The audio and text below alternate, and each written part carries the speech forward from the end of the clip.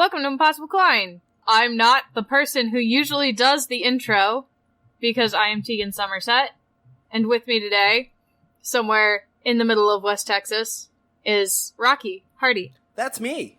Yes, and Podcast Dad is taking the day off. He worked on Father's Day with us, crafting a podcast, and so he's having a belated Father's Day, as he's officially been crowned the Podcast Dad. Yeah, it's true. It's official. It's in writing. So now he has to take Father's Day off. Brian's out, send loots. We will talk anime at some point. Tegan, what's going on with you? So I'm doing a weird thing next week. Okay. By the time we record next week, it will have been done. Mm-hmm. But I'm going to be participating in a virtual Persona convention. Okay. All the panels are online. I think, live streamed through Discord. There's an artist alley where everyone is able to post their, links to their Etsy shops and that kind of thing. And, if you attend the Persona Con, if they have, con-only merch, you'll have access to that. They're doing a cosplay competition. I don't know how that would work. There's an art contest. And I'm gonna be on a panel with my Persona cosplay group. And we're going to be playing Jackbox games in cosplay, quote-unquote, as the Phantom Thieves. We all decided last night we're not going to go, full in on the acting, but, that's the idea, is we're going to play Jackbox games. Okay, so where's, the line on the full-on acting? Ryuji can swear. Okay. But he has to keep his swears PG-13, so no fuck. No fuck. Okay, no fuck. That's fair. But Ryuji can't say the F word, he's not old enough. But other than that, we're gonna try to keep it, vaguely in character, you know? Except I believe our, Joker will be speaking. I think that's the only, major difference. So, the way we've grouped up is everyone is in, groups of 2 or 3, except for Futaba and Akechi. Both of them are solo. Futaba's gonna be solo because she's a gremlin, and Akechi's gonna be solo because no one told me we were meeting up. So, that'll be fun. Alex is gonna cosplay Yusuke, and I'm gonna cosplay Kasumi. For sure. Goyle. And so we're, the arts team, technically. You know, Yusuke does, traditional art, and, Kasumi does rhythm gymnastics. Which is an art. I mean, it's a sport, but it's art. It's, it's like figure skating. Figure skating's an art.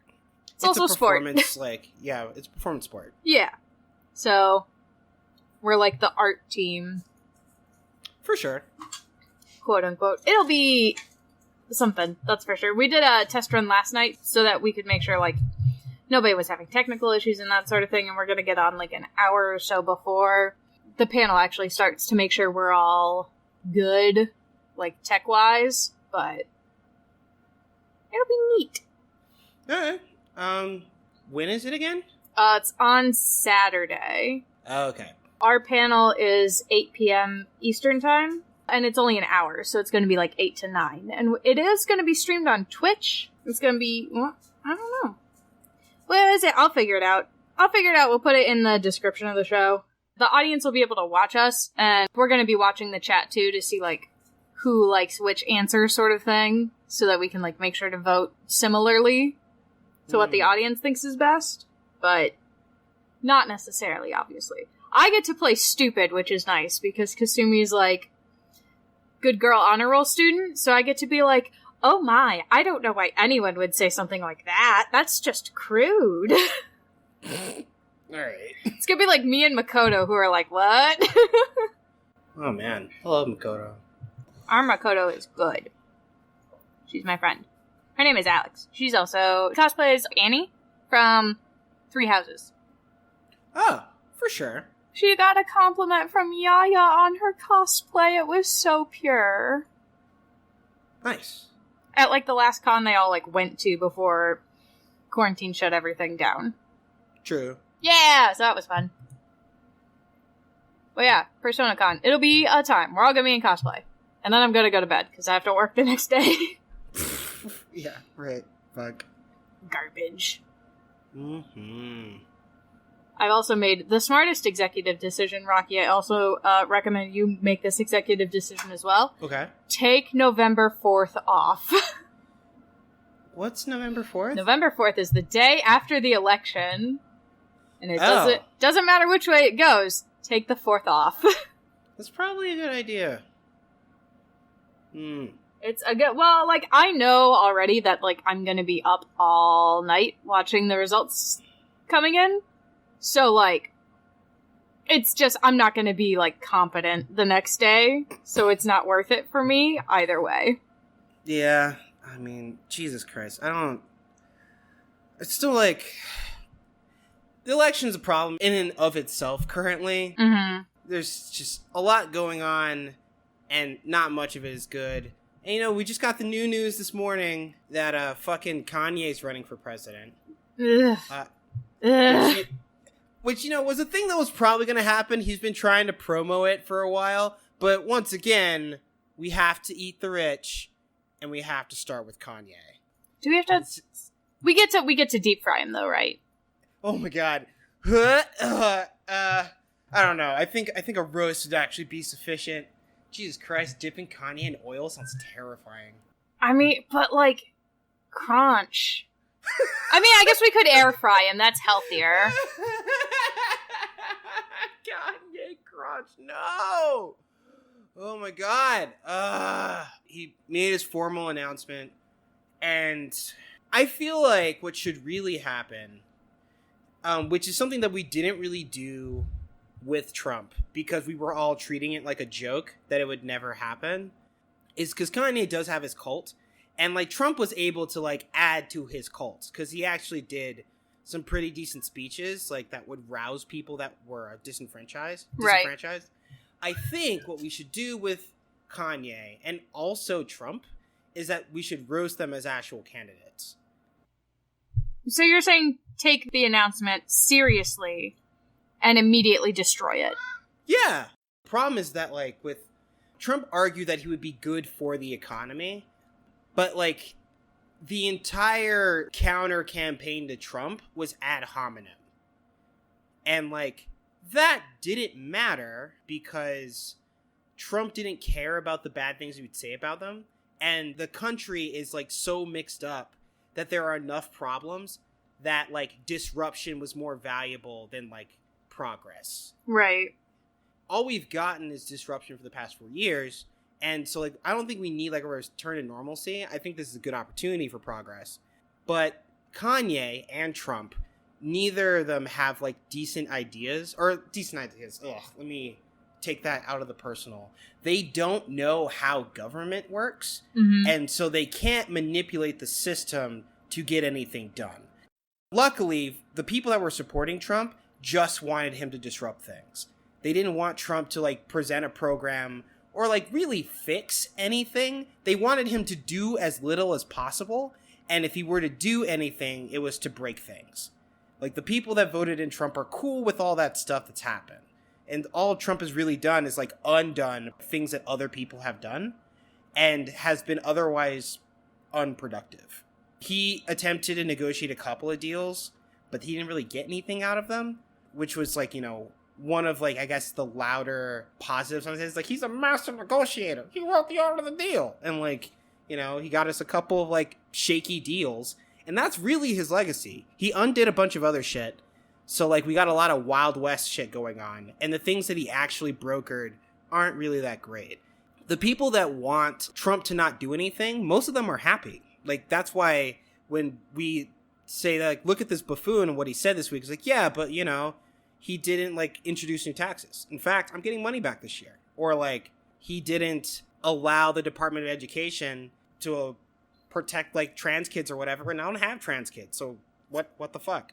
Mm-hmm. And so, like, that's what I mean. Like, so a lot of people that, like, support Trump and, like, what he does, it's arguably what he doesn't do. Like, they want him to kind of sit on his hands and, like, break something that they don't like every once in a while. I guess it's fine. But if Kanye's just running as, like, and I can't even say personable, I guess he would just be, like, a famous icon where the office of the presidency gets literally reduced to a popularity contest where, like, they don't do anything, then he has a good chance at that.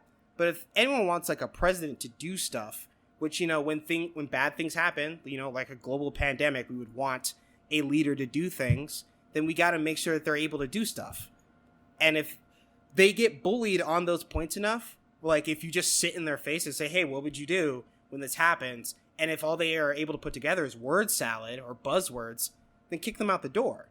And like, hopefully enough people that get those sound bites where they realize it's just like word salad, maybe we'll have an actual presidential race someday. It probably won't be 2020. In fact, I'm holding out hopes for 2028 currently. But,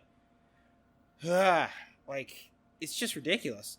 I did think Terry Crews was going to go for it before Kanye did. I do admit that Kanye does have more money. Kanye has more money, and also, like, Kanye is still friends with Trump.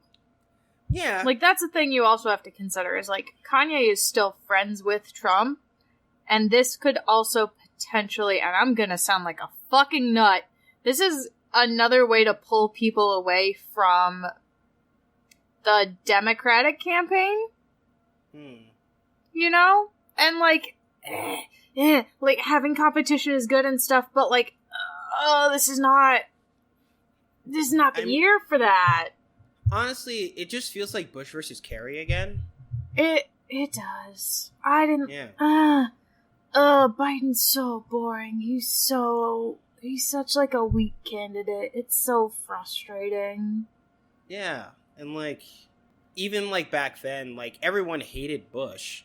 Like they thought he was a buffoon and he wasn't doing anything. And while Bush has been like sanitized in the public eye for reasons I can't really explain, Trump is definitely like, it's not even universally reviled, but he's about like 50% reviled and like 30% worshipped, and like the rest of the people like have other things to do, I guess. And 30% plus like not liking the other guy is enough to win a presidential election, which is annoying, but factual. The one good thing about Trump being president is because he's broken so much stuff, there's a lot of opportunity to build it back up better. You know? Yeah, like functioning. We're probably going to get closer to like a Reconstruction era of like the federal government. And I think there are two very valuable things about Trump being president. Is one, that he broke a lot of stuff that can be like reimagined or fixed, but also that like it has gotten a lot more people politically involved that weren't previously. Like even more so than say like the Obama years, which is just like, hey, we get to be a part of history and like we get to vote in the first black president and people are like canvassing and volunteering or whatever. But like with this cycle, I feel like there are a lot more different kinds of people that are getting involved with the political process because they see what someone throwing a tantrum for 4 years looks like. And so, like, there are a lot more people that are actually interested in doing things. I wish that more of that conversation translated to, like, the local level.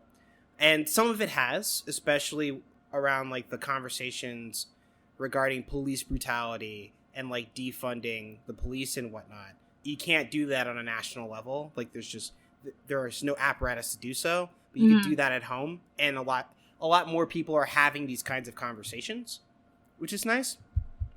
That is a useful side effect. I wish we could have, arrived to it by other means, but like everything being broken, meaning more people are interested in helping, is not a terrible place to be, I think. Right.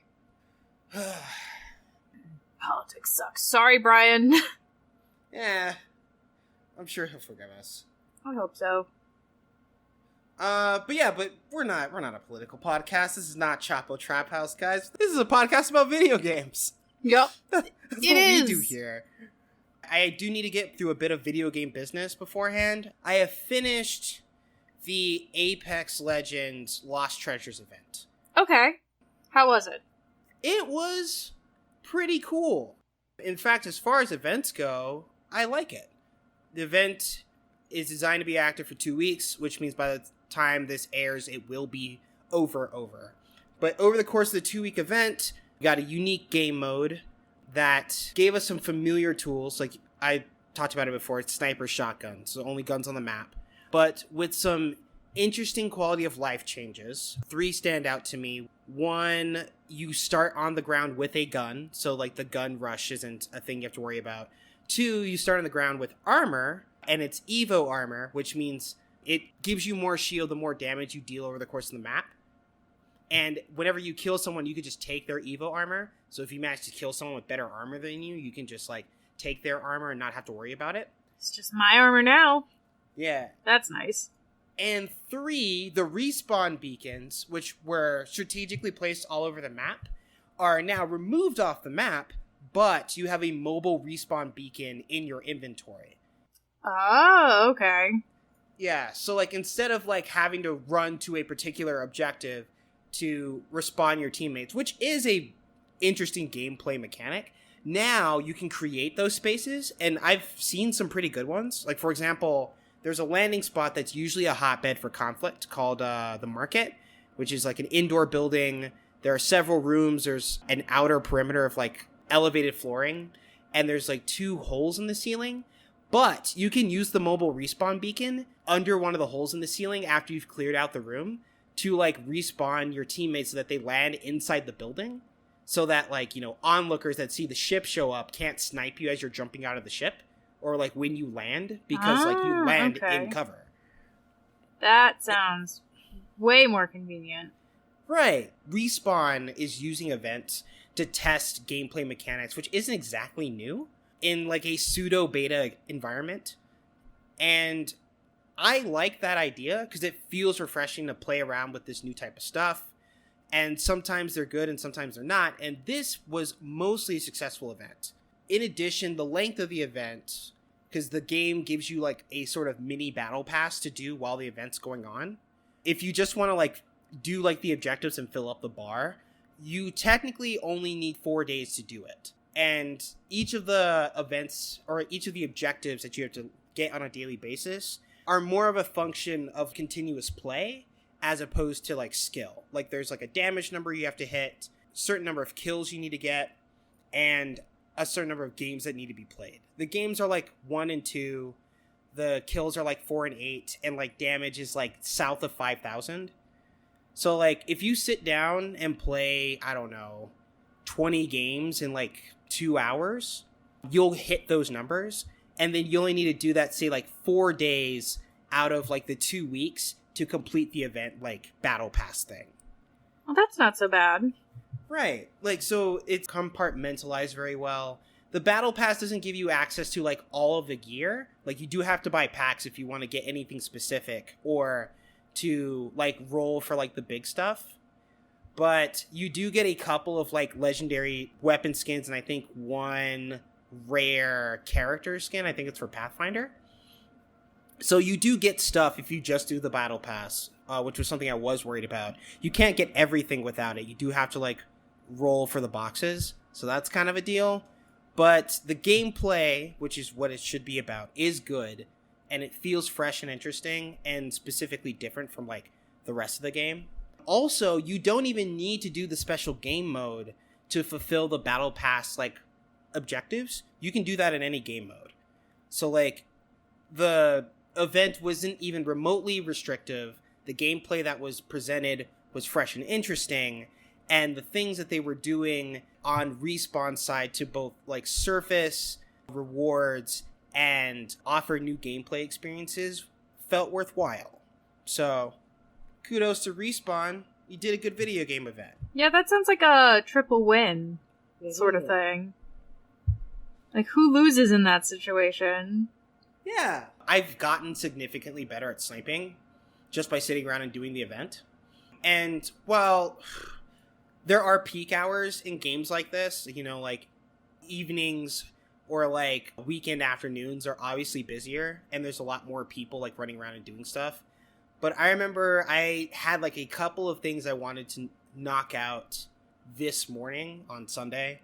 And I just showed up, and I, like, put up, like, my damage numbers in, like, a game and a half. Like, I think it was actually 2 games, and I hit, like, 3,600 damage, and it wasn't that bad. And it's because people are gooning around on a Sunday morning, and I was just like, I'm all business. But even then, it never felt like grating in any way. And it was just a solid, fluid experience. That's good, at least. Mm-hmm. And then the other major video game news I had is I'm still working through Bug Fables. I am nearing the end. I'm doing some of the optional boss fights. I've cleared one of them. I'm going to do the other one this afternoon. And I've reached a level where I can meaningfully play around with badges. I kind of feel bad because, like the Paper Mario progression, whenever you level up, you can choose to increase your health, increase your mana, or, like, increase your badge capacity. And I wasn't sure how the game's, like, difficulty would be modulated. And so, like, I went for, like, health early. And I should have just kept going for badges, because now I wish I had more badge points to play with. And especially since the badge points can be used to supplement health and, like, mana, I could have been more flexible with my build if I just went all badge points. Mm-hmm. But now I have, you know, badges that, like, increase my health, increase my mana, allow me to regenerate mana and health, like, passively throughout battles, or, like, get, like, a reward of health and mana when I clear a battle, which makes, like, exploring dungeons a lot less stressful. And I've been playing around with a couple of builds. There are some that are, like, designed specifically, like, badges specifically for, like, a character. Like, it'll give one character a specific ability. And I've been developing a couple of different things. Like, now I have a build for, like, if I'm running around dungeons and I just want to keep my health and mana up. And I have a specifically defensive boss-oriented build where, like, I'm not sure if I can out-damage this enemy, so I'm just gonna try to slow the whole game down and win the war of attrition. And then I have a different build, which is, like, I'm pretty sure if I go balls to the wall, I can end this in, like, 3 turns. And that's a really fun build to play with. And I'm really enjoying the flexibility that I'm getting out of the badge system. Questing is really fun. The dialogue is snappy. It's, you know, it's not Thousand Year Door, but very much Paper Mario 64, so I'm happy with that. I did find some really interesting stuff about the backstories. One of my characters who, like, doesn't remember how he was, like, in the dungeon where we found him, apparently is some weird, like, experiment fused together with, like, the dead body of an aging hero, and that's why he has, like, magical ice powers. I'm sorry, he's what? Okay, so everybody's bugs in this game, right, Teagues? Yeah, everybody's bugs. So, like, we found a cricket in the first dungeon who was, like, unconscious. Mm-hmm. And, like, he remembered his name was Leaf, and he remembered that he was sent to this dungeon on an expedition. And he remembers his party, who he doesn't know where they are. Later on, you find out that his memories of, like, the country that you're from are, like, from a time 70 years before. Okay. Uh-huh. And he remembers serving, like, the previous queen. And he doesn't know why he was asleep or how he's alive. We later find a descendant of one of his comrades, and he's afraid to go meet them because he doesn't know what he would say. But over time, you're able to gain access to a secret optional dungeon, which belonged to, like, the previous kingdom under the previous queen, where they did experiments using, like, a relic called the Everlasting Sapling. That's the subtitle of the game. It's Bug Fables and the Everlasting Sapling. Okay. And they conducted experiments, and they were able to make, like, some bugs and, like, plants undead. And then later were able to make some plants specifically immortal. There's a character that's, like, referred to as a deity in the game that seems to be just one of those experiments that, I won't say escaped the lab, but it seems like she's planted her essence all over the nation. So, like, she has, like, flowers throughout the map that can restore your health in exchange for, like, the currency, which are berries, because, you know, bugs. Yeah, because bugs. That makes sense. But she's kind of everywhere. Her name is Venus. Oh, they're also all named after the Norse gods. There's a Venus, there's a Mars, which I haven't met yet, and there's a Pluto somewhere that I'm really interested in meeting. And it looks like our friend Leaf was one of those experiments that escaped. But based on, like, the conclusion of that dungeon, Leaf did die when his comrades were attacked and they left him there, but one of the undead essentially, like, burrowed into Leaf and lived in his body undisturbed until the party shows up. and they were essentially awakened as like a symbiotic creature. In fact, like Leaf like opens up his coat and you can see like the tentacles like coming out of them and shit. It's kind of terrifying. But that was just really cool. That was, not evident from like any of the game's materials until you got there. So shout outs to fucking Bug Fables, everyone. And Vi, who's like your fast talking, super greedy bee character, is an adventurer to, gain wealth and fame, but mostly wealth. And we went on a quest to reconcile her relationship with her older artist sister, because they definitely had a falling out when Vi ended up leaving, and she wasn't going to forgive her until Vi got this really, like, rare paint. So we had to go on one of those, like, fetch quests where, like, we had to get this one thing from another guy and this other thing from another guy and, ad infinitum until you could close all the loops. Right. Then, they had their reconciliation. They painted a painting of Vi. That was that. I got out of the Lost Woods. I found the Termite Civilization, which is this weird kind of like underground bug cyberpunk thing. So that's cool. I fought in a Coliseum against a pop star. I nearly lost, but then I clutched it out. I'm really happy with that. Is the pop star a butterfly? She's a moth. Her name is Moth. Oh, hell yeah. Okay. Yeah, moth girls are in. Butterfly girls are out. That's completely fine and valid. I agree. I don't know if I ever updated on the card game thing, but I did win the card game tournament, so that was dope. And now I have a submarine that allows me to access a, like, ocean, but it kind of just seems like a bucket that's, like... It's not a bucket. It seems like a small, like, puddle that's, like, near all the other bug civilizations, but I have access to about 3 of them through this, like, Puddle, yeah. And now I'm going to what's called the rubber prison, and that's where I am now. And I'm supposed to... Fuck, what was I supposed to do the rubber prison? Oh, I need to go to the rubber prison because the king of the Mots is now a fire sorcerer, and I think he's in league with Mars. Okay. And we need to find some way to fight against his fire, Mm-hmm. and the answer is in the rubber prison. Mm-hmm. But I don't know what it is. But that's where I'm at. All right. Yeah, there's a lot going on in Bug Fables, and it's like, it's really going for it, and I'm proud of them. I'm having a great time. Yeah, it sounds like A Bug's Life, but like all the way. Yeah.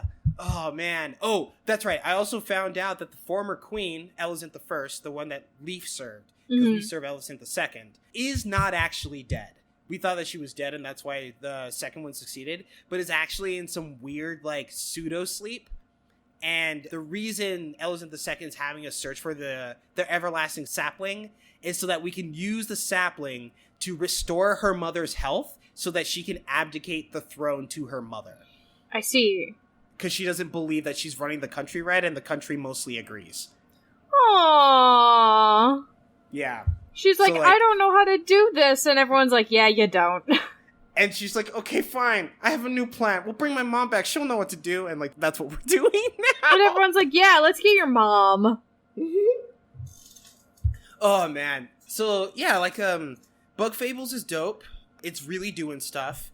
The Paper Mario, like, aesthetic that they definitely wholesale ripped off seems more like a compliment than anything else. Because they, as far as, like, the paper abilities that were more common in Thousand Year Door, like how you get to like turn yourself into a paper boat or like roll yourself up into paper, like those things aren't happening. They're not a part of this game. So the paper aesthetic is about as far as it goes, and otherwise we're just bugs with like pseudo magical powers. Okay. Yeah. Well, that's good at least. It's not a full rip, but it's an aesthetic rip. Yeah. That's not so bad. I'm having fun with that. And outside of that, I'm just doing other little stuff. I'm working on a new D&D campaign, working with Roll20. Roll20 is a lot of tools, and it's kind of dope. Roll20 is so many tools. Yeah. Roll20 is all tools wrapped up in a D&D. I just put in a rollable table for the Wild Magic Surge. Ooh. Because I have 2 players that are doing, like, the Full Metal Alchemist builds. So, like, they basically made, like, Edward and, Alphonse? Oh, Alphonse, thank you, Jesus. Because I think his name's Alwyn. I know that's wrong, but I couldn't find the thing. Right. But, yeah, so they're doing the Elric brothers. they're both sorcerers. They have wild magic, and like they took like guild alchemist as like a background. Mm-hmm. And one of them is a warforged, the other one's a half elf, I guess. This is great. I approve of this. So I needed to figure out how to do wild magic surge, and I read the thing, and then like I looked at it and like, wait, but this is just a D100 table. I'm pretty sure I could do this. And then like I looked around like, oh hey, just copy this into this thing, and now I got this whole table. It just fucking works. And so are you using the regular like D&D one, because it's boring? I am using the regular D&D one. Because they don't know any better. Tell boring. me about these alternate wild magic surge tables. So the one, I know I sent you one earlier that's like a fan-made one. The main problem with the like D&D specific one is there's only actually 50 outcomes, and not all of them are even like particularly interesting. Like the ones that are fun are like the ones that sort of call on other stuff. One of the ones is like you roll like a d12 and you grow or shrink that much depending on whether or not you rolled an even number or an odd number. Like, that's neat. And you're just permanently that size now. Oh, okay. So, like, that's neat. You can accidentally use, like, drain life, which is sort of like a necrotic spell. Everyone takes necrotic damage, you get all the healing. There's one where you cast Fireball centered on yourself, like, and there's one where, like, you cast Sleep centered on yourself, but, like, if you're playing an elf, you can't fall asleep magically, so... Right, so you just shake that off. Yeah, you just shake that off, and everybody else takes the everything that you shook off. Haha. Like, that's less fun. So I was hunting around for one that was, like, less regular and had more, like, fun magic effects in it. Okay. One of the things that I can do is randomly, according to this like other table that I've been using for my wild magic sorcerer, I just speak another language for 10 minutes. What language is it? It's up to the DM. Do I know the language? Maybe. Maybe not. Like, I could just start speaking a language I don't know and that no one else in my party knows, and we're just like, well... this is an issue. But, there's another one where, like, every time you open your mouth, pink bubbles come out. Instead, there's one where I have barfed up a slug, my hair turned a different color. There's one where I teleport 5 feet in any one direction that the DM chooses. Like, not a 5-foot square, but, like, 5 squares. On the thing. Jesus. So that's like, what, 25 feet? Yeah, I just teleport 25 feet, and I don't get to control where it is, the DM does. Oh, God. So I just, bye! There's one where, you turn into a potted plant, and you don't turn back from being a potted plant until the pot breaks. Oh, God. And I was like, oh no, what are we gonna do if that one happens? And my friend who's a cleric is like, we're gonna take such good care of that pot, you're gonna have to roll a new character. Oh, no. They're like, we're just gonna be so concerned that, like, she's this plant now, and we gotta make sure that nothing happens to this plant, because what happens when she turns back? And I'm like, what happens when I never turn back? One of the ones that's, like, a holdover from the, like, original Wild Magic table is you just become fluent in a language. You just learn it. You're just fluent now. Congratulations. You did the thing that everybody wishes they could do. Oh, yeah. Yeah, it's fun. I'm excited. I hope I get that one because I know my character knows 5 languages, and there are exactly 2 languages that are showing up all over the world that no one in our party speaks. Oh, God. I'm just like, please, can I have that language? My DM's like, well, if it comes up, maybe you can have that language. And I'm like, but we can't read anything. Oh, no. Jeez. Yeah. I wonder how much, well, hold on. A scroll of comprehend languages is what, like, 2-3 grand or something? Mm-hmm. It can't be that bad. Well, and it's like, if you want to, like, learn a language, it's like, you have to spend 500 goal, I think, and, like, a certain, like, level of in-game, like, number of in-game hours. Oh, yeah. So, but we're in, like, a war campaign, so we don't really have a lot of time to learn languages. True. I'm actually, okay, so, like, the thing that I'm doing, like, it's a mystery that I'm gonna, like, kind of try to have them fly with the seat of their pants for most of it. The first thing that happens, they, like, enter a town, right? And it's a town. For people, they're walking around, there's commerce and whatnot, and they see a man being beaten in an alley, right? Nice. And there's a man being beaten in an alley, and if the party, like, engages, then, like, now they're fighting. But if not, then, like, the alley people see that they're, like, engaged, or see that they saw them, and, like, they try to, like, draw them into combat anyways. And so, like, they're in a fight, no matter what. Right. And, like, 2-3 turns in, I haven't decided if it's 2 or 3, but it'll probably be 2. A dead body flies out of a second-story window into the alley. Oh!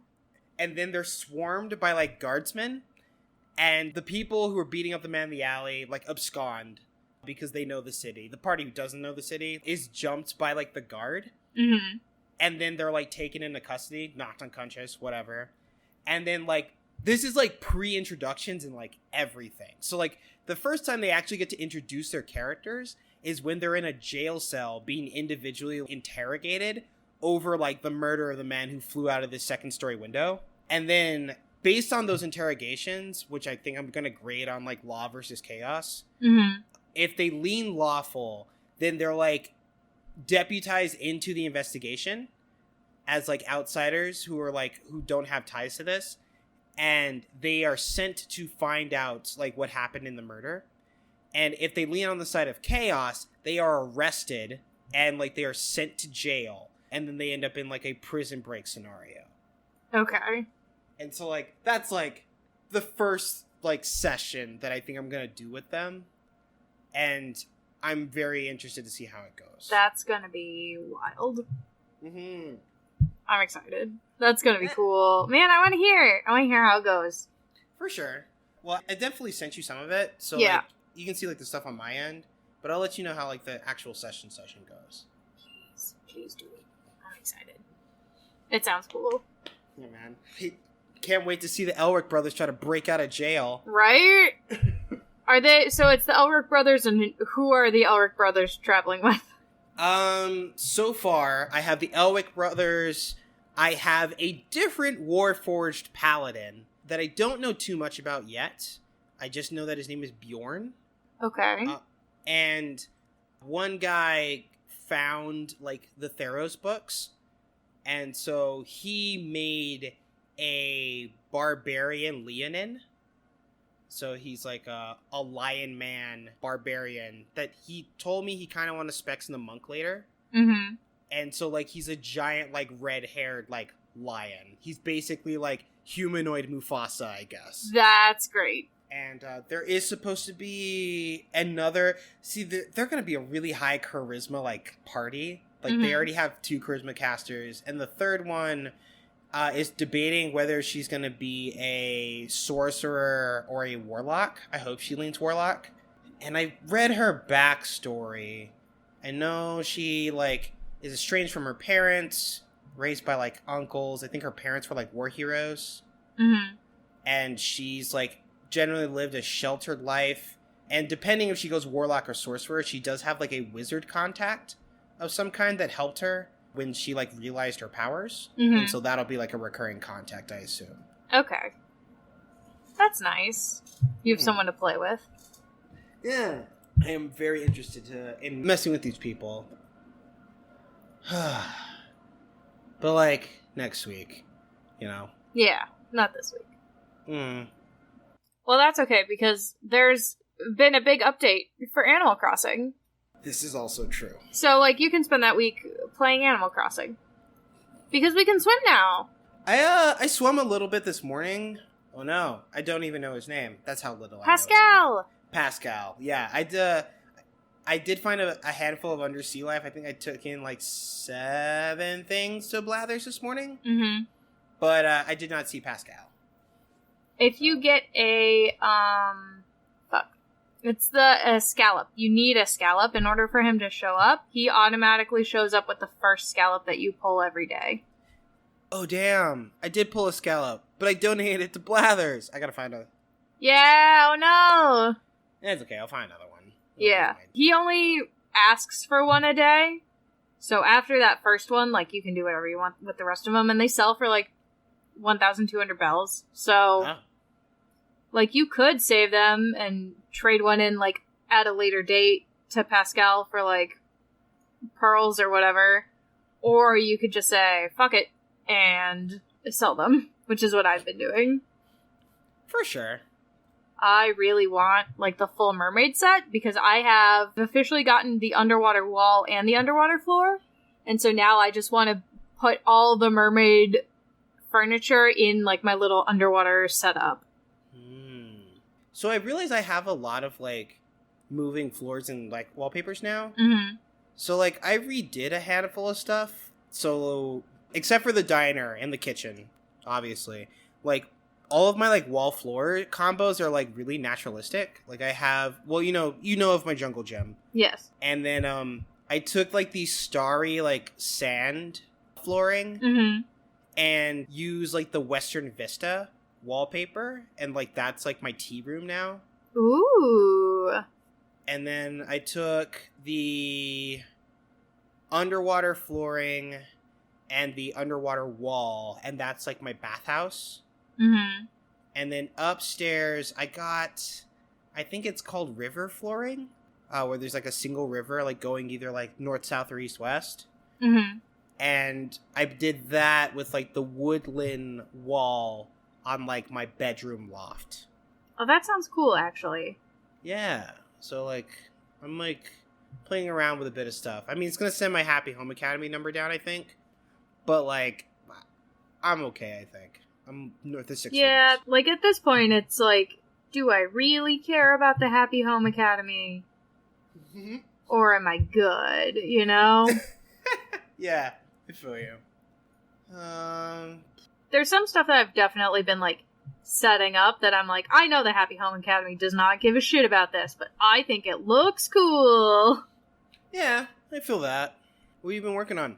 So I'm changing out, I haven't touched my kitchen or my bathroom, and I think I'm gonna have to change that. Okay.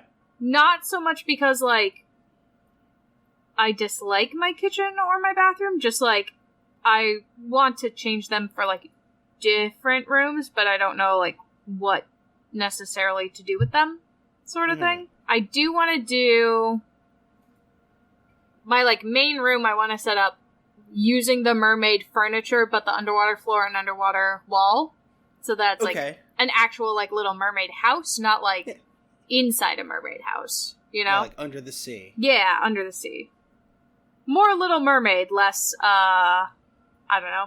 And then I redid my upstairs, so now, like, you know how the first time I had you guys over, it was, like, pink and red? Yes. Now it's all blues and greens. Okay.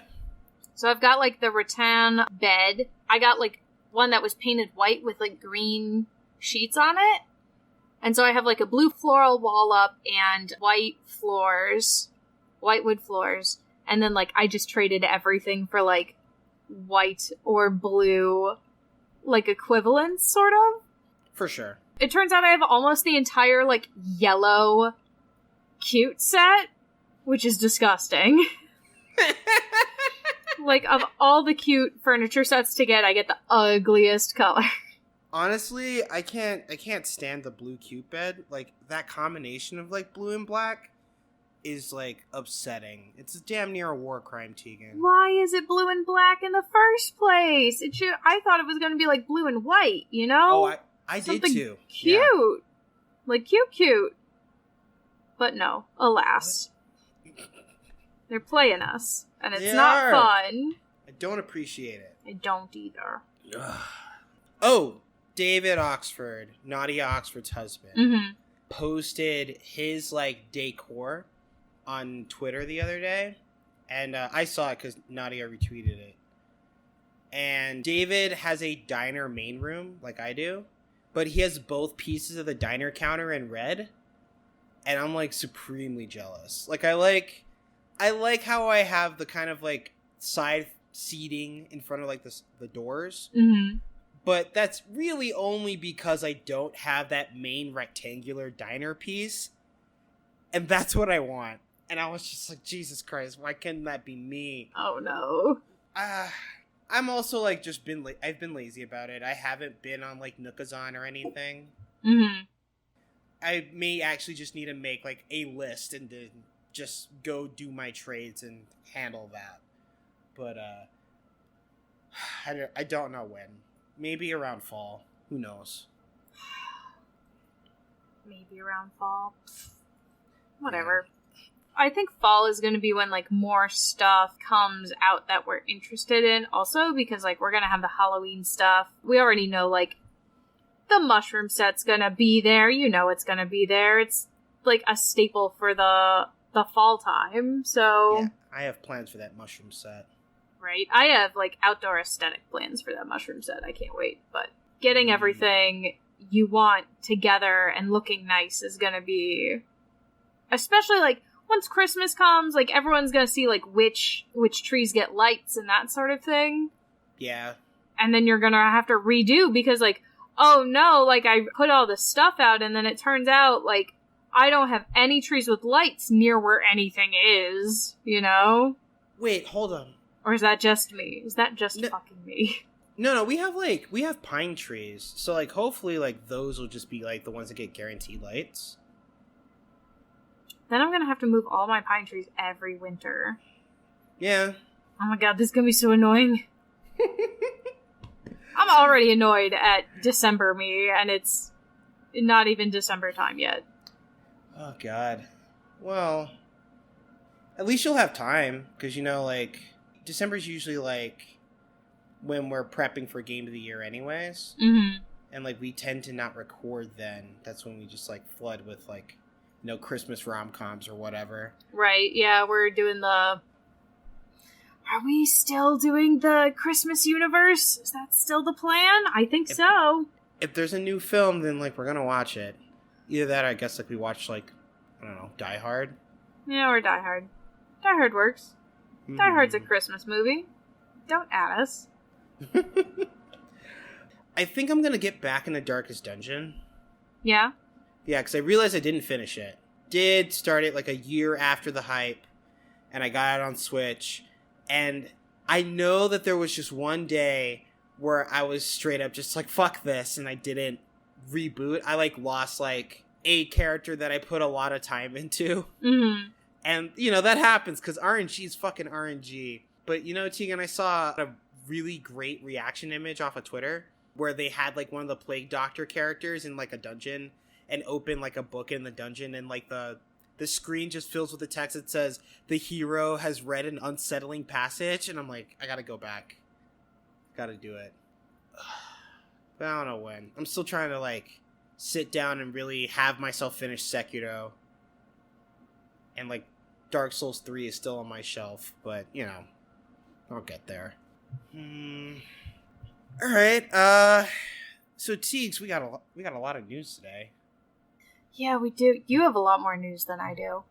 Haha, that's funny. Haha. Rip me. Rip you. There's things happening. Things are happening in, like, your circles. Nothing's happening for me, which is fine. I'm fine with that. Nintendo's already said that, like, they're gonna potentially be redesigning the Nintendo Direct, so, like, I'm not gonna get anything for months. And that's fine. That's fine. Everyone's copying Nintendo's format, and Nintendo's like, we can do this better than we've been doing. If everyone's been able to fucking copy it this easily, we can fix that. And I'm just like, but I want to know about Zelda. But I want to know about Zelda. I guess I'll wait to find out about Zelda. Oh, that reminds me. Since Brian's not here, do you want to talk about anime? Yes. Okay, good. Okay, so Digimon's back. Mm-hmm. Digimon's back after its bajillion-year hiatus. Sure. Because of COVID, which I respect and admire, and still think it was, like, the best thing that they could have done for their animators. But it's fucking great. It's so good. There's 5 episodes total out now, and we've only met 4 of the kids, but, like, Matt's not with the party right now. It's just Sora, Ty, and Izzy. Sora is so fucking chill. It's so good. They, like, redid her character so she's less, like, proper girl who's athletic, and she's just fucking cool. Gang. Yeah, it's great. They're like, Sora's really popular with all the girls. And Sora's just like, yeah, also, I brought a machete to summer camp, and now I've got a machete in the digital world. Wait! What? Yep, that's a thing. That's a thing that happened. She just has a machete now. It's cool. She was like, when Ty and her got, like, sucked into the digital world, because they didn't do it at summer camp because of reasons, she, like, came with her shopping bags, and she was like, oh yeah, I was just getting prepared for camp, and so I have this giant knife we can use to cut down trees and stuff, and, like, okay. Oh my god. She's got, like, a book bag, she's got a flashlight, and gloves, and, like, earthquake preparedness stuff. Like, she's very much like, yeah, I got this. And then she's just in the digital world instead of, like, at the beginning where she's like, oh, well, I don't know about all of this. She's just like, alright, Ty, that light says to go that way, so let's fucking go, I guess. She's got Biomon now. She just got Biomon, and Biomon's like, Sora, you're my friend. And Sora's like, yeah, we're friends. Cool. And that's it. They're just friends now. There wasn't, like, all the Digimon waiting for all the kids when they didn't do that. They have to find their Digimon and, like, be friends with them this time. Wild. Absolutely wild. I fuck with it. It's really cool. Let's see. Also, I'm watching Sing Yesterday for Me. Okay. Apparently, it's sad. So far, it's okay. There's a lot of stuff that they're building on, and I'm expecting it to have, like, a payoff at the end, you know? Okay. Kind of like how Anohana was, like, sort of like that melancholy sad, and then it got very sad at the end because of the payoff. Mm-hmm. It's sort of like in that vein. The main character is a dude who, like, graduated from college and then didn't try to get, like, a regular job. He just kept working his, like, part-time job at a convenience store, and he's like, well, I guess I'm a failure. Meh.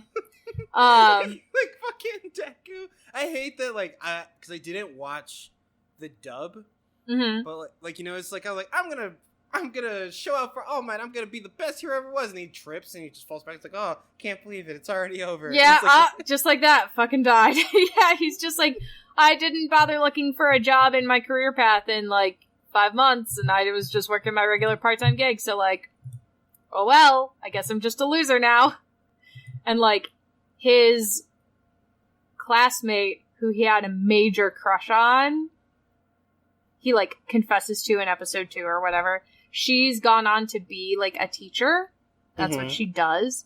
And it turns out, like, the entire time he's known her, she's been in love with this guy who she knew from middle school and high school, who got sick and died.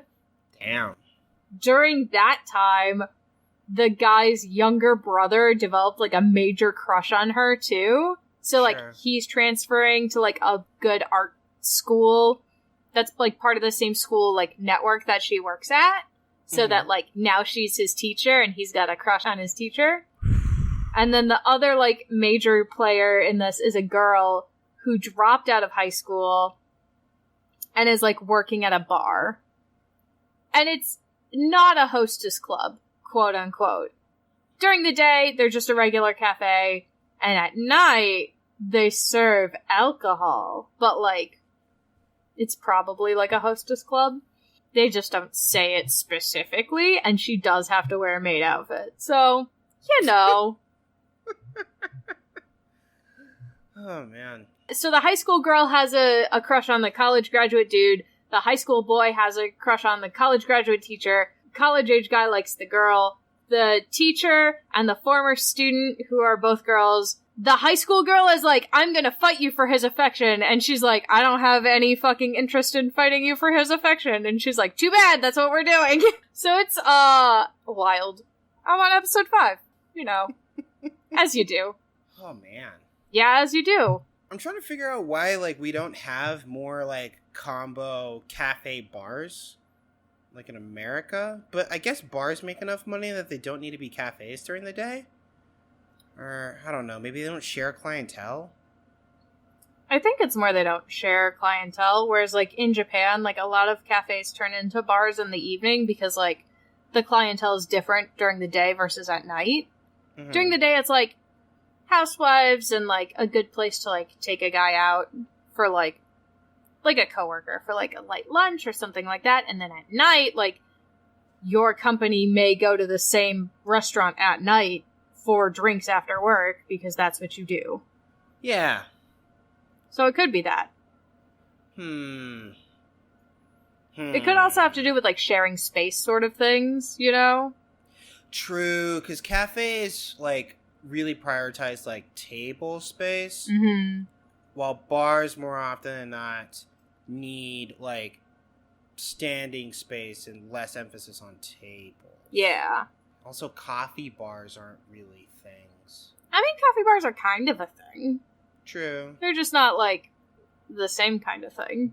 I'm trying to figure out how hard it would be to run a coffee bar. I already have a sign. My brother gave me a sign for my birthday this year. It looks like a restaurant sign. It says, like, it's called Rocky's Pub, and it has my birth year, like, as established there. That's great. Yeah. I'm into it already.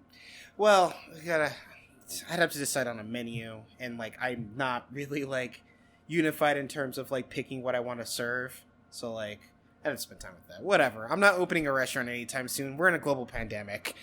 Now's the time when you hone your cooking skills. Yeah. You make that good warm, like, comfort food, you know? That's, like, also, if you can make comfort food that's also, like, healthy. That's a thin line to dance, Tegan, but I'll work on it. Here's what we'll do, okay? You will offer comfort food that's also healthy. I will come in at the end of the year, and I will serve depression meals.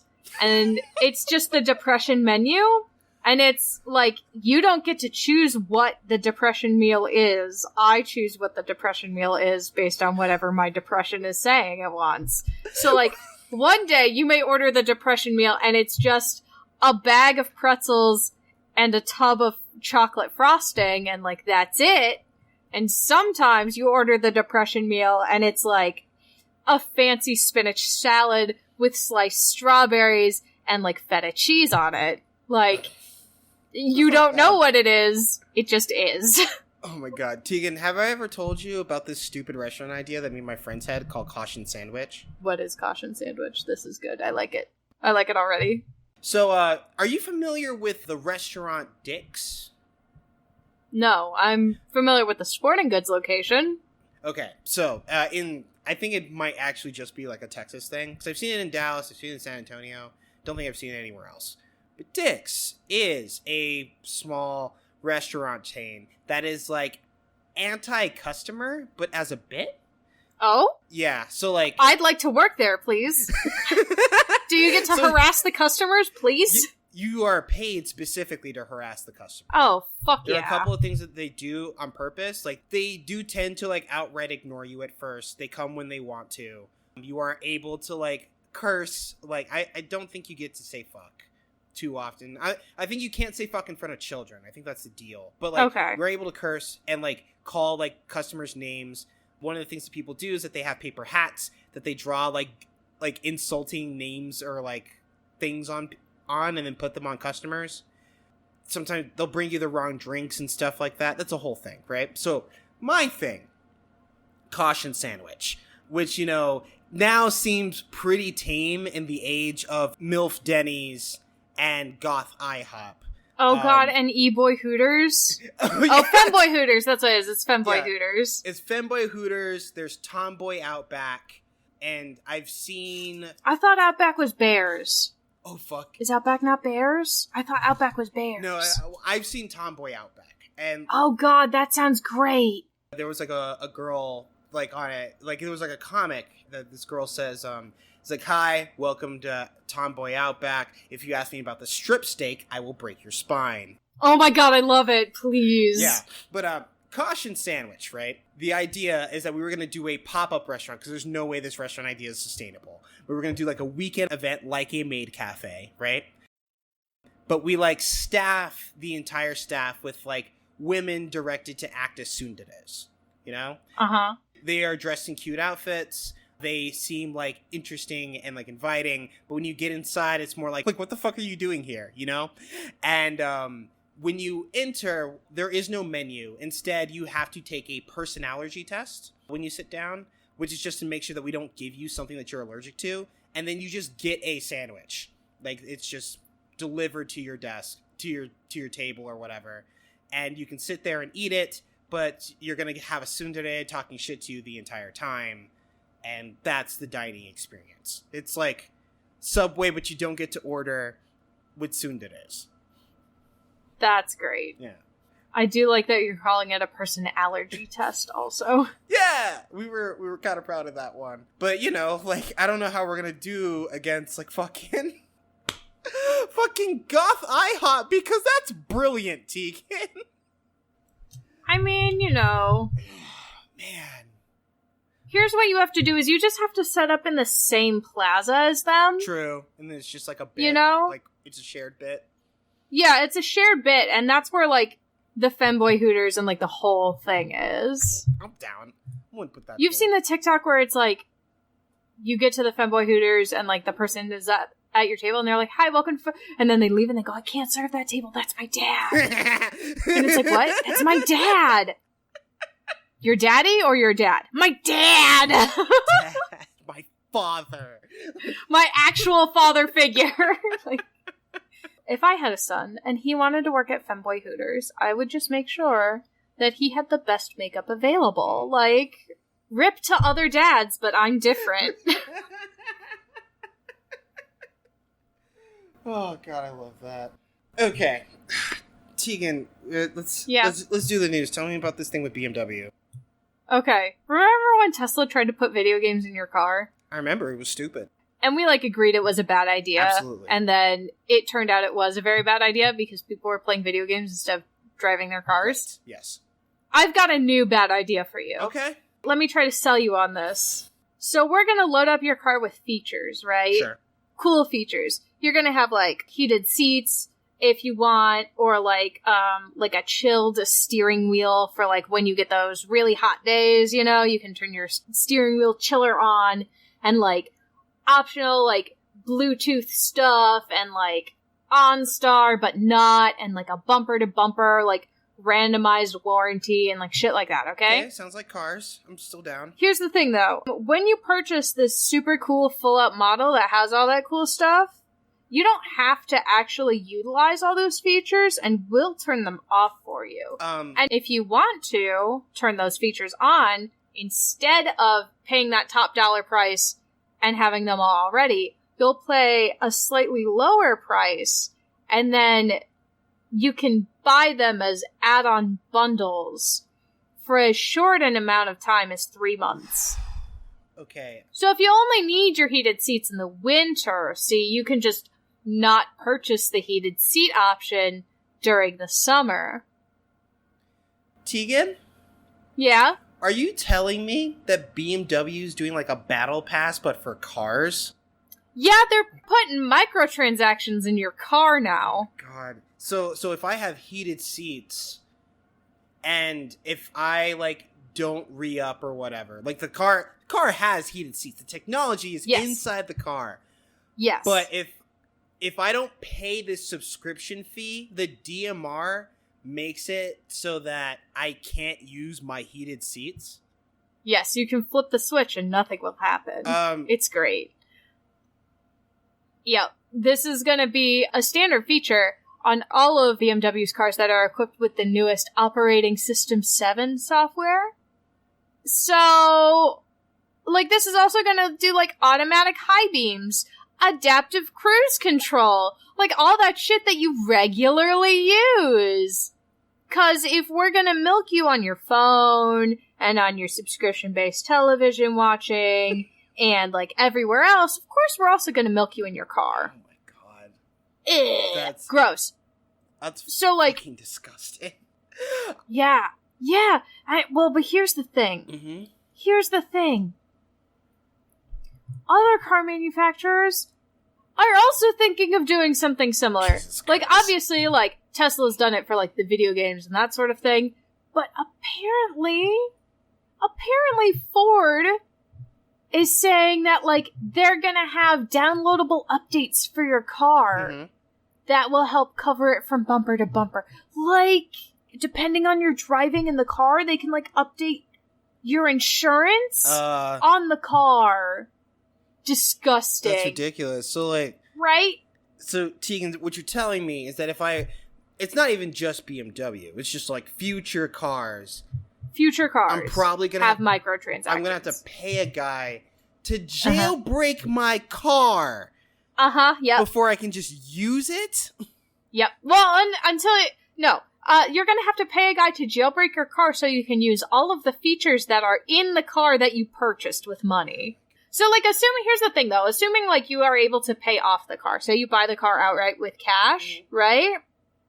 You still gotta microtransact for those fucking features. That's okay. So, That's garbage. Buying BMW straight cash, if it's used or whatever, I'm paying a guy to jailbreak it. What are they gonna do? Here's the thing. So, they're talking about, features, right? Mm-hmm. Wanna know what General Motors wants to do? Okay. They're working on an in-car shopping option. What does that mean? In-car shopping. You know how you can, browse Amazon on your phone? Oh. Like that, but, when you drive by a store, you get coupon options. I hate that.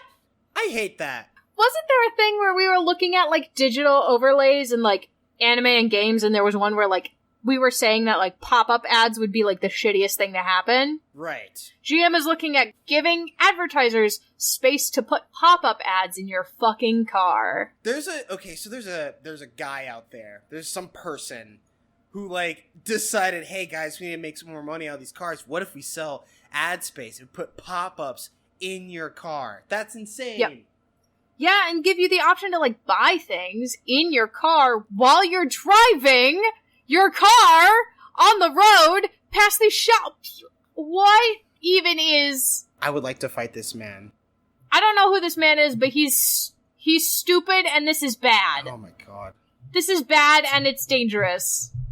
I don't want to, Angry Birds or fucking Bejeweled my car to get the right stuff that I want. If I buy a car with heated seats, I want the fucking heated seats to work. I'm never gonna buy a car again. This is ridiculous. I'm never gonna end up buying a car. I'm just gonna be you find a way to fucking fix this clunker. It's gonna be 2070, and I'm gonna be driving my fucking 2009 Pontiac Vibe. Just no, we're duct taping the frame back together again, bitch! Oh my god. I'm actually... Oh, you know what I just remembered? So, Apple is, a specific antagonist to, right to repair legislation. Mm-hmm. How Apple, if you buy an iPhone and there's something broken about it, you need to take it to, a certified, Apple repair person. Otherwise, right. When they don't do, the specific Apple, voodoo or whatever, your phone will work worse. Mm-hmm. I would not be surprised if this type of stuff, if you try to, do your own workaround, if you find a guy to jailbreak it, is, punished by, not being able to, repair it, based on, some weird, shenanigan that they put in their system. They see, oh, our OS has been tampered with, you didn't put in the right password or something. And, if something goes wrong, you can't take it to a dealership anymore. Ugh. Disgusting. Awful. Everything about this is bad. Okay. Don't put microtransactions in my fucking car. Don't do it. I feel that's something that we didn't need to have to say, but here we are. It's really not. You know what? There's a lot of stuff that I didn't think I'd have to say this year that I've been saying, and okay, if this is... Don't put microtransactions in my car! Oh my god. If I want microtransactions, I'll play a fucking mobile game. No. No, Tegan! I'll play Candy Crush if I want microtransactions. Fuck. I'll play... Wait, what was it? No, either BMW is the new mobile game. Like, oh god. Oh no, it's a real mobile game. Disgusting. I hate it. Thanks for that. BMW was the IRL mobile game. I hate that, Rocky. Thank you. You're welcome. I hope Brian hears that and hates it too. Okay. No, so what else is bad? No, I gotta get serious about this. Fuck. Okay, I'm gonna come down just like a second. Okay. So, don't want to alarm anyone. I'm already alarmed. EVO Online 2020 is canceled. It's canceled. EVO 2020, the fighting game tournament that takes place every year in Las Vegas, generally Mandalay Bay, was canceled due to the global pandemic. But they were planning to replace it with an online equivalent. Problem is that a lot of fighting games don't have great online netcode, which is a thing that most people argue about. And so there were a couple of other games that have fantastic netcode. Shoutouts to Skullgirls, Second Encore, Them's Fighting Herds, etc., etc. And they were going to bear the brunt of EVO Online 2020, right? Mm-hmm. However, I'm not sure if you've been on Twitter this week, but it turns out that there are a lot of sex pests everywhere. As a woman, I can tell you that as a fact.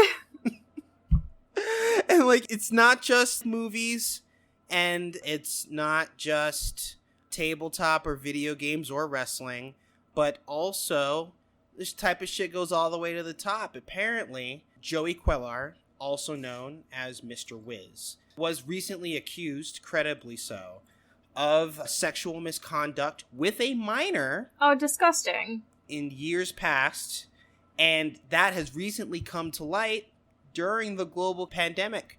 And that has led to a handful of things.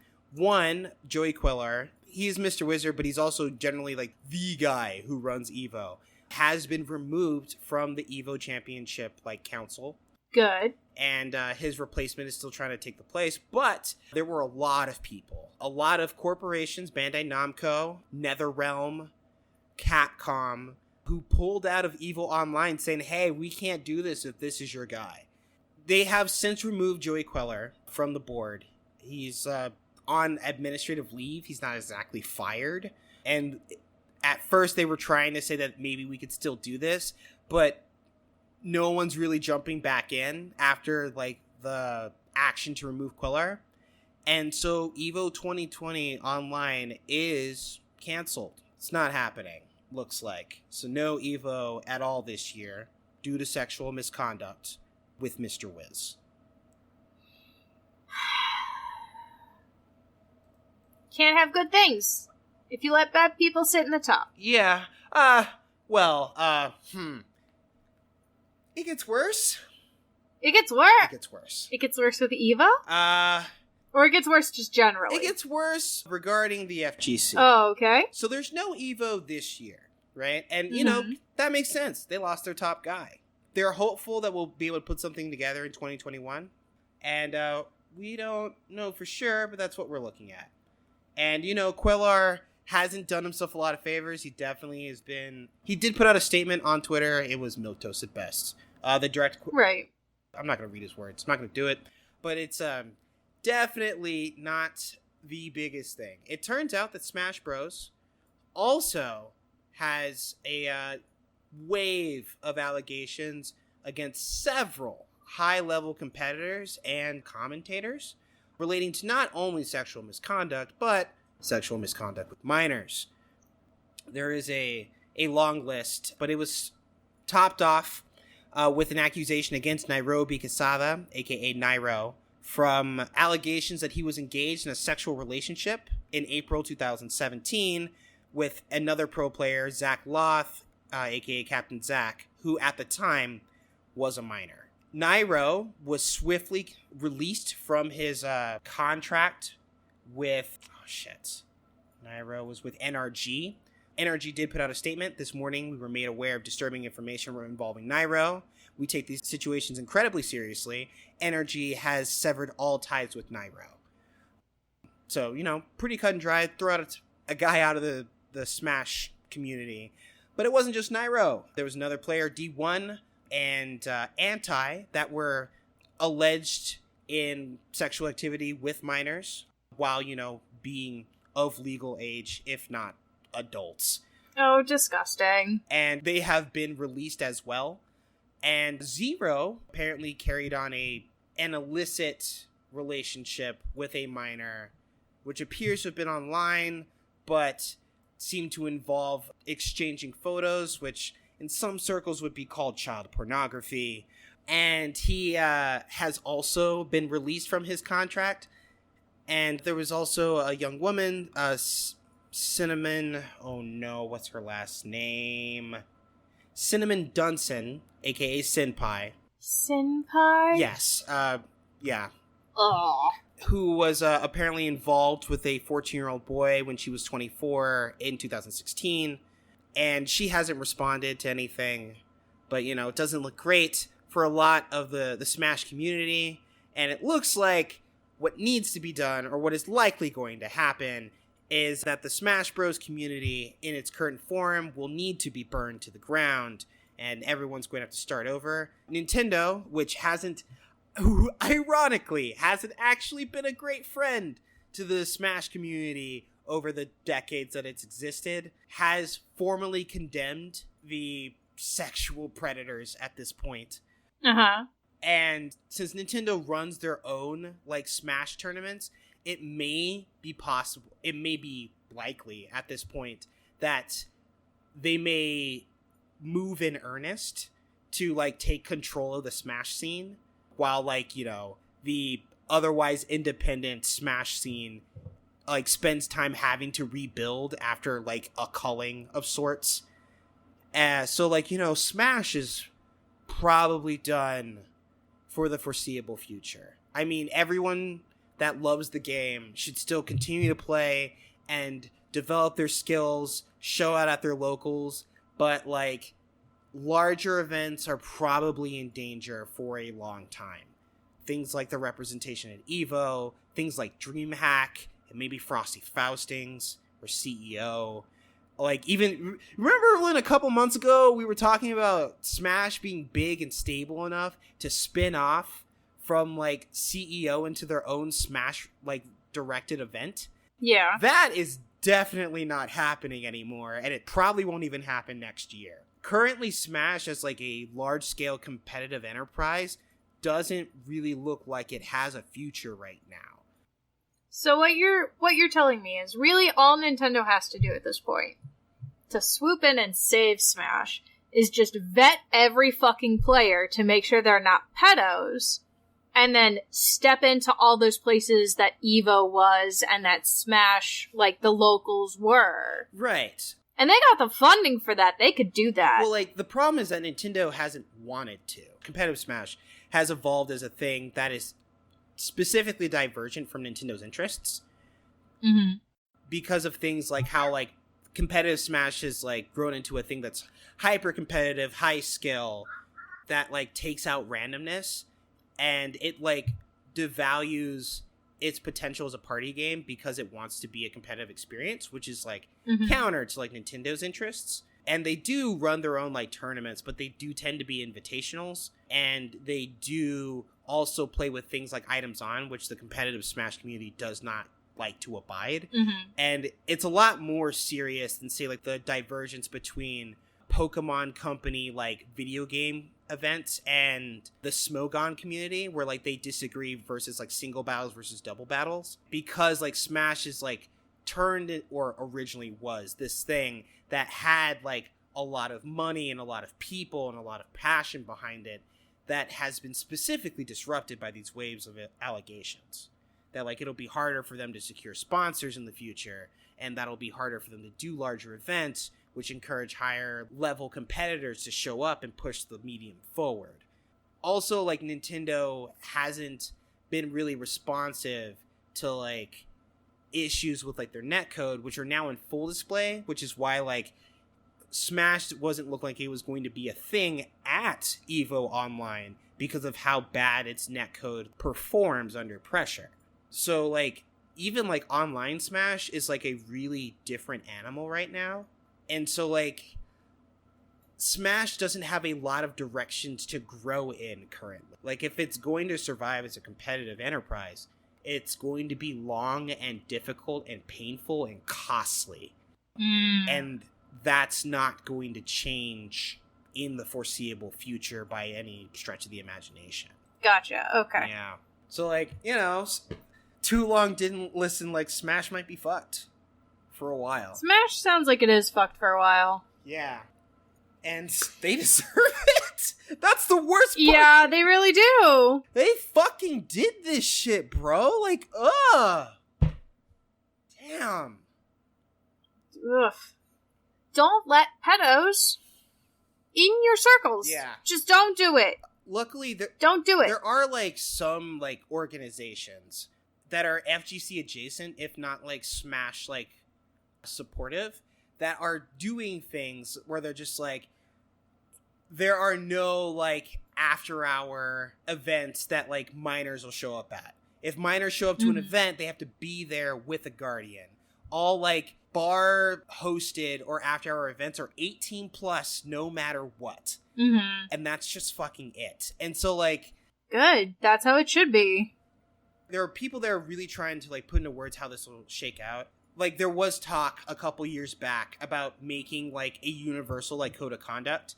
And there were some big TOs that were, like, arguing about it. But it ultimately, like, at the time, devolved into things that were focused on rule sets, which are important for, like, the competitive medium. But if things like this, like, player conduct, become, like, a bigger part of that conversation going forward, that could be a very good thing. I feel like a universal player conduct would make the most sense. Yeah, and, like, especially because, like, this isn't just, like, an internal, like, FGC thing. Like, both of these, like, incidents, like EVO Online getting canceled because of Joey Queller, and, like, the Smash Scene, like, allegations, they made front page of fucking ESPN. I mean, arguably there aren't sports going on right now, so there's also that. But, like... Video game sports are real sports 2020. Yeah, right? And, like, this is where we get to show up. Not because some, like, particular achievement or, like, new, like, level of competition. It's because, like, it turns out they're full of pedos. And, like, that's not gonna go away. Well, I have bad news for real sports, people. Real sports have pedos, too. Yes, that is true. There are pedos in real sports. Get pedos out of your sports. Get them out. Nobody likes them. We don't like them. You don't like them. Little kids sure as fuck don't like them. Yeah. Get them out. So... If you're accused of being a pedophile, you're out. Yeah, right? Like, I don't give a shit. It's a no contest. Like, Jesus Christ. Oh my god. But... oh, man. So now it gets better, right? This is where it gets better? Oh, yeah, there are better stories. So... Oh, okay, good. I'm not going to say that I owe Brian an apology, because I don't feel like I do, but Microsoft gave a little bit more transparency over what they're doing for their next major event. The next Microsoft presentation is going to be near the end of July, so July 21st. It's going to be in collaboration with Summer Game Fest, which is also, like, Jeff Keighley's thing. Okay. What they're doing is that they're going to do live presentations that are coupled with playable game demos. So, like, you'll be able to watch a presentation on a video game, and then you'll be able to go to, like, your Xbox or your PC. I'm trying to remember if it's actually tied to Game Pass. No, they're just going to be on the special Game Fest, like, demo tile on the Xbox One dashboard, and you can just, like, play a demo from a game that you just saw a presentation on. So... That's fucking cool. That's going to be, like... the difference between, like, other presentations and this one. The way that Brian was saying before, that, like, our E3 experience hasn't really changed. That, like, it doesn't involve a show floor, and, like, we're not usually on a show floor, and we don't get to play the demos. Keighley was likely, and I can't prove it, but was likely arguing with E3's, like, if these game demos should be available to, like, the consumers who are, like, your biggest audience when these, like, shows go off. So, like, we should be able to make those demos available. And it looks like Microsoft seems to feel like that is a good idea. So, like, now Xbox One owners, during the week of the 21st, July 21st to 27th, when you see these game presentations, you'll be able to go into a special tab on your Xbox One dashboard, and you'll be able to fuck around with these demos. And they did put up some caveats, like, they're not normal game demos, because they do have a demo channel which like represents a game after it's been completed, and they show you a very curated segment of gameplay representative of the final version of the game. But like the demos that will be available in this are going to be early demos, and they will be for games that will likely not be out very soon. So it's not like you're going to play the demo and then play the game during holiday. Like, game will probably come out like years from now. But like, they're making the demo available to you so that you can get a feel of like what they may be doing. So like, you know, if you do mess with these demos, don't dunk on them too hard, because they're obviously working on stuff. But like, if there's something that stands out to you that you like, or there's something that seems especially broken, maybe bringing it up in a way that is indicative of talking to another human being could be a good idea, and maybe make the game that you're interested in be better. They're going to be up during that week, and it seems like a really good thing for like game presentations to do in the future. I hope everybody does it. Oh yeah. And it looks like they've already announced like a couple of the games that are for sure going to be up for the demo thing, because they're saying like there's going to be between 70 and 100 games, and like that's a lot of fucking games. But Chris Tales is going to be on here, and like I am very interested in that, so I'm very excited that that'll be up for me to check out. And then it looks like scrolling through this list, there's some games on here that like I would not remember, let alone like think about wanting to get a demo for, you know? I played the Chris Tales demo when it showed up on Steam. And I think it's a really good demo, and I hope that like the Xbox audience really like latches onto it. I am really curious about Haven. I am actually livid that I don't have the Skatebird demo right now, because it looks like a good board. Yeah, like they try their best. It looks so good. These birds look so sick. I love how like they kind of like flap as they're landing to just get a little bit more air. That's fucking fantastic. It's cute. I want to know more about the veil, because it does look good. And like, here's the thing. So like, I like the experience of like watching a trailer. It's like, that game looks good, but I always ask myself, what is it going to feel like? And if I were on the show floor at E3, I'd have to stand in a line for like 2.5 hours behind like 80 people to get 10 minutes with the demo to like decide how it feels. And if I wanted to try it again, if I wasn't sure, I'd have to repeat the process.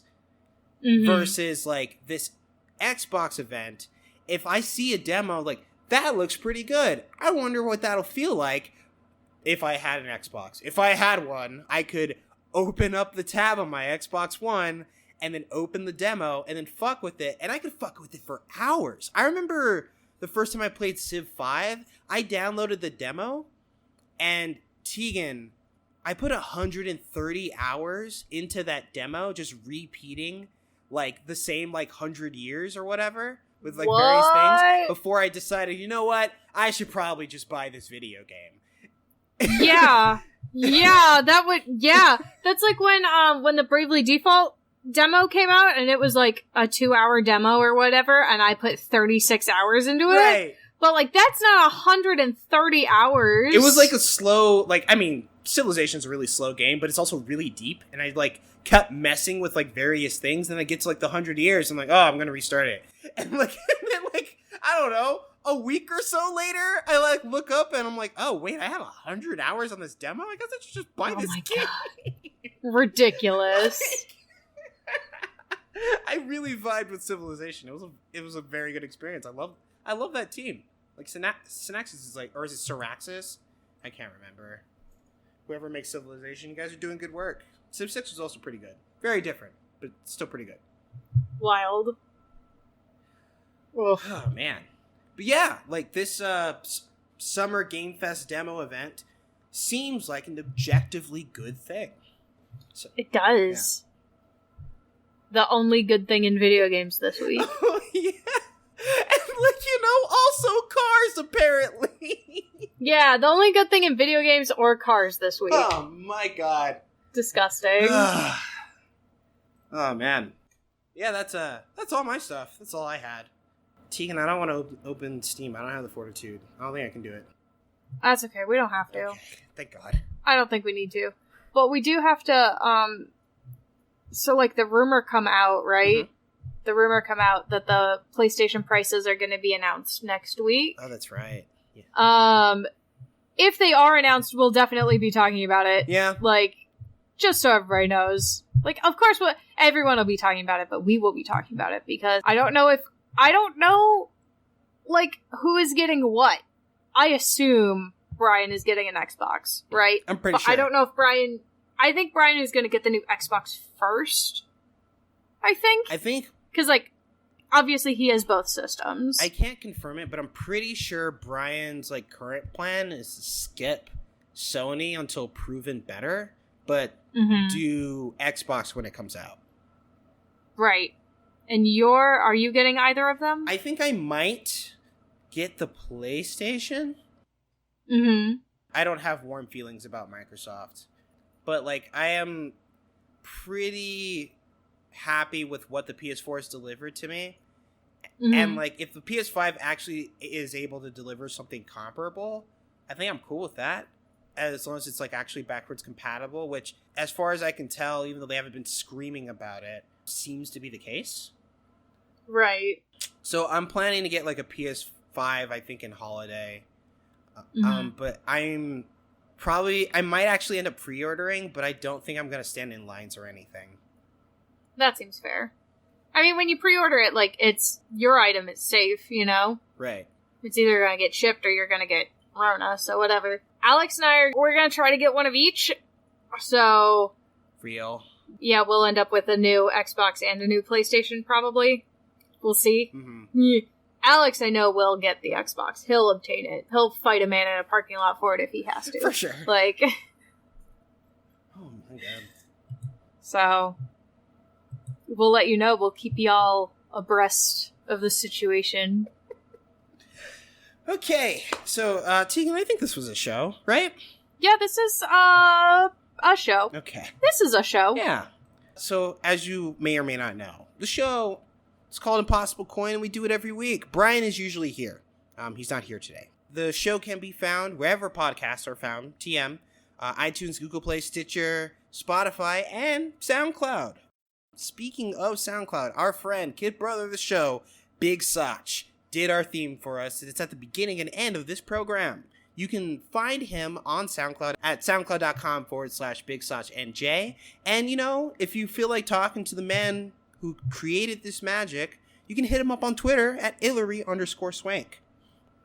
Our logo and original t-shirt were designed by Lauren Moran. You can find her on Twitter at Lauren Moran and consider donating to her Patreon. Speaking about Patreon, we also have one at patreon.com/ImpossibleCoinPodcast, where you can gain access to our bonus content, like some of our premium watch-alongs and our essays on, like, various things going on in video games, like Paper Mario, but also the Zelda timeline, and soon to come Hitman content and anime and wrestling stuff. Oh, we do also have an Animal Crossing shirt that is being run currently through Brian's PayPal. You can hit him up on Facebook or Patreon, or if those aren't your social medias of choice, you can hit me up on Twitter or Tegan on Tumblr to get the details so that you can get our excellent Animal Crossing shirt. But that's us. That's the show. Yep. That is the show. Oh, man. And well, yeah. We did it. Oh, I gotta say bye. Wait, hold on. Should I say... Wait, I gotta think of this. Brian, if you're listening to us, which I'm almost certain you're not, but if you are listening to us, I hope you're proud of us, and I hope this message brings you peace. Yeah! Hey, that was good! Hey! And then I ruined it. Bye! Later!